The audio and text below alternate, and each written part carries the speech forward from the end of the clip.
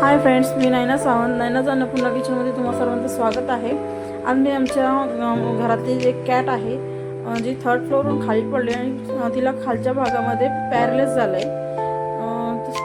तिची युरिन आहे ती खूप लिकेज होते, म्हणून मी तिला आता म्हटलं ट्राय करून बघूया. म्हणून मी तिला एक बेबीचं जे डायपर असतं ते घातलं आहे. आणि खूप सू करते ती सारखी आणि पाय दोन्ही ओढते, त्याच्यामध्ये तिला जखम पण होऊ शकते. म्हणून मी हे प्रयत्न केले तर तिच्यासाठी पण सेफ असेल आणि तिला त्रासही होणार नाही, झोपेल पण ती शांत. तर बघूया आता ती कधी बरी होते. चला तर मग बाय.